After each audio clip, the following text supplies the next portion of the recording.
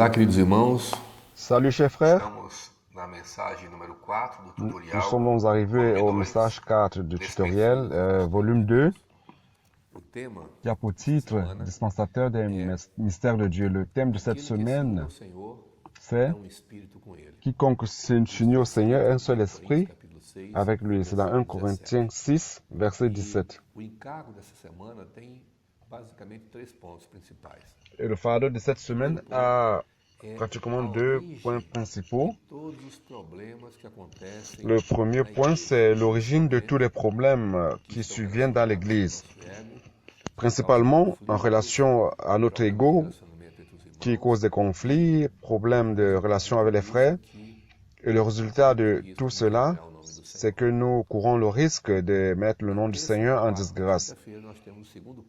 Donc, mardi, mercredi et jeudi, nous avons le deuxième point que nous allons aborder aujourd'hui, qui montre la solution à l'Église. C'est quoi la solution au problème? C'est quoi la solution au conflit? La solution se trouve dans l'esprit. Alors la Bible dit que nous avons déjà été lavés, régénérés, et nous sommes en train d'être transformés par l'esprit.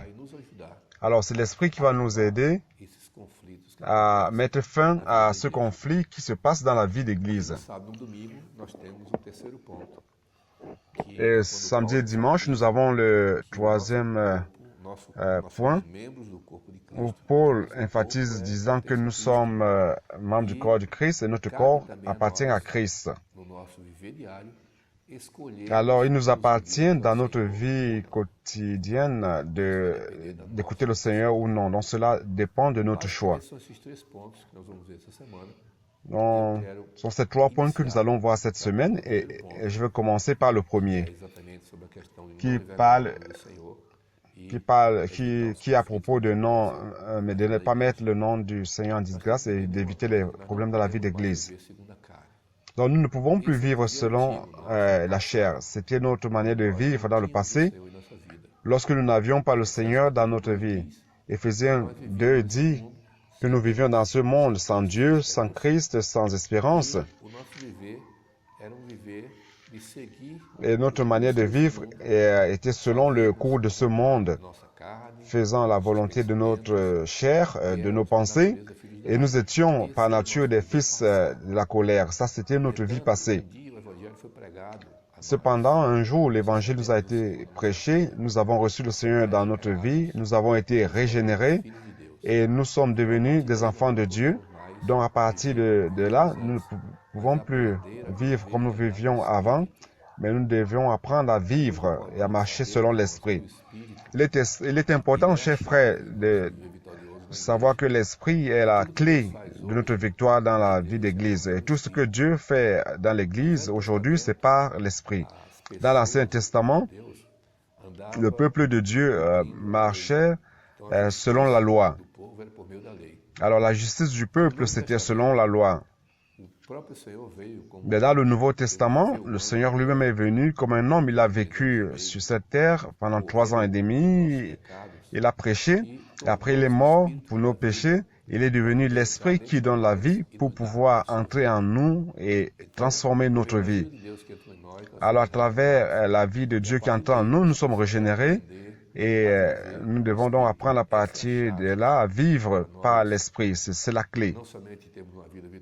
La clé d'avoir une vie victorieuse, mais aussi de connaître le plan de Dieu et d'avoir la relation de ce que Dieu a pour nous. Dans 1 Corinthiens 2, chapitre 2, je vais vous le lire, versets 9 et 10 disent ceci. Mais selon qu'il est écrit, ce que l'œil n'a pas vu et que l'oreille n'a pas entendu, ce qui n'est pas monté au cœur de l'homme, ce que Dieu a préparé pour ceux qui l'aiment. Mais Dieu nous l'a révélé par son Esprit, car l'Esprit sonde toutes choses, même les choses profondes de Dieu. Donc l'apôtre Paul est en train de dire que ce n'est pas par nos yeux physiques, nos oreilles physiques, notre croissance que nous allons comprendre la révélation du plan de Dieu, pour comprendre ce que Dieu a pour nous. Mais la la seule voie pour que cela nous soit révélé, pour que tout ce que Dieu est, tout ce que Dieu a nous soit révélé, c'est par le moyen de l'Esprit. Dans le Nouveau Testament, nous devons apprendre à vivre par l'Esprit et nous rendre compte que l'Esprit est la clé du plan de Dieu. Il ne s'agit pas de pratiquer la loi, des règles, d'être droit, mais il s'agit d'apprendre et de marcher selon l'Esprit. Donc, je voudrais vous montrer que la cause de tous les problèmes que nous avons dans l'esprit, dans l'Église, c'est parce qu'on ne vit pas en esprit. Donc, Galates 5, verset 16, dit ceci.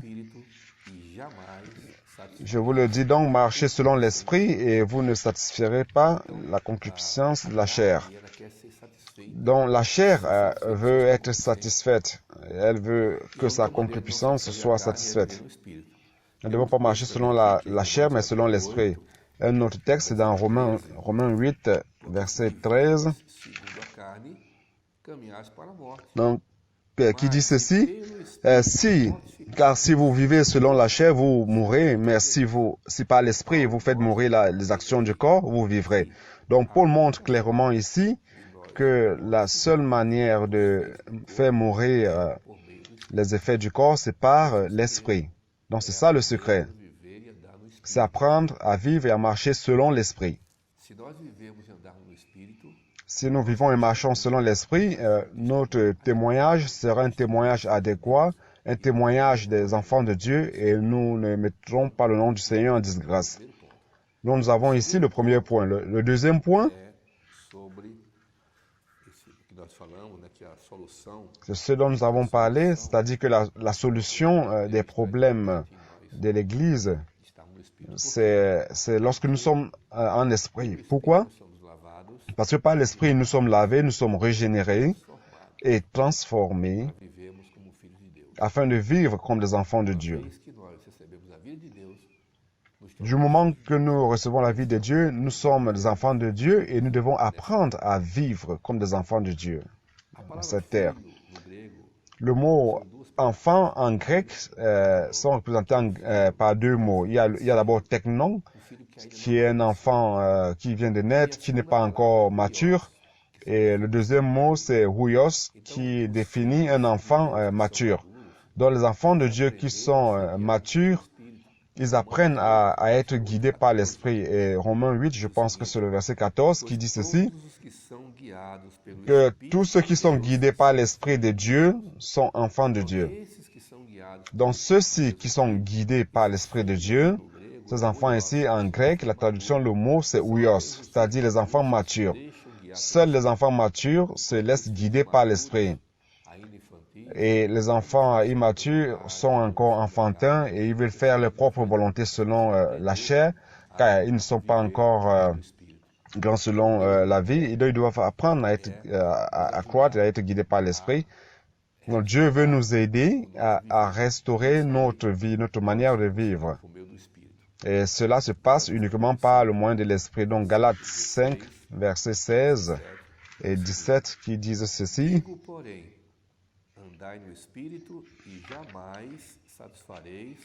Je vous dis donc, marchez selon l'esprit et vous ne satisferez pas la concupiscence de la chair.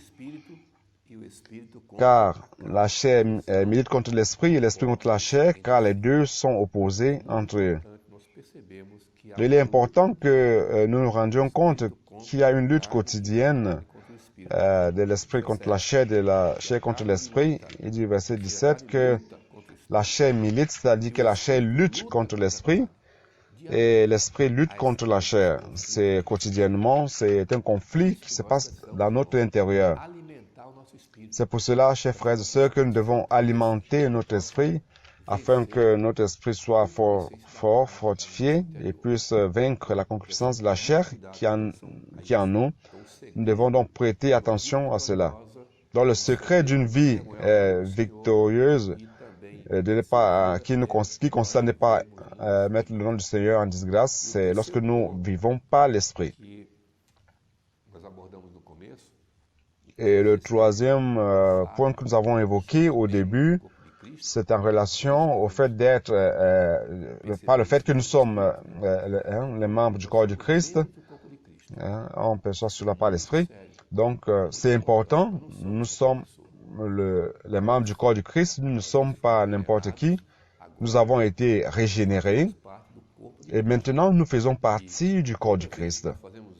Et chaque fois que nous faisons quelque chose d'erroné, commettons une erreur, tout ce que nous faisons, que ce soit un péché, c'est contre le corps du Christ. C'est très sérieux et nous devons apprendre à savoir, nous rendre compte que nous ne devons pas tout simplement profiter de la liberté que Christ nous a donnée parce qu'il nous a délivrés de la loi pour nous donner la liberté. Non, nous ne devons pas utiliser cette liberté pour laisser libre cours à la chair. C'est vrai que nous pouvons faire beaucoup de choses, mais nous devons faire attention pour savoir si ce que nous faisons déplaît au Seigneur ou non. Tout nous est licite, comme Paul le dit d'ailleurs dans 1 Corinthiens, chapitre 6, verset 12, qui dit ceci. 1 Corinthiens 6, 12. Tout m'est permis, mais tout ne convient pas.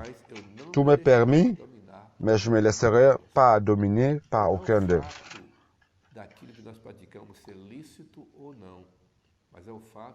Non, il ne s'agit pas de savoir si ce que nous pratiquons est licite, est permis ou non, mais en fait, c'est de savoir si nous suivons l'esprit ou pas. Donc Paul, il aborde ce thème dans un contexte, au verset 9, 10, 11, il dit ceci, « Ne savez-vous pas que les injustes n'hériteront pas du royaume de Dieu? Ne vous y trompez pas. Ni fornicateurs, ni idolâtres, ni adultères, ni efféminés, ni ceux qui abusent d'eux-mêmes avec les hommes, ni voleurs, ni avares, ni ivrognes, ni outrageux, ni ravisseurs n'hériteront du royaume de Dieu. » Et Paul dit au verset 11, « Et quelques-uns de vous, vous étiez tels, mais vous avez été lavés, mais vous avez été sanctifiés, mais vous avez été justifiés au nom du Seigneur Jésus et par l'Esprit de notre Dieu. » Frère, ici, Paul nous montre quelle était notre condition antérieure.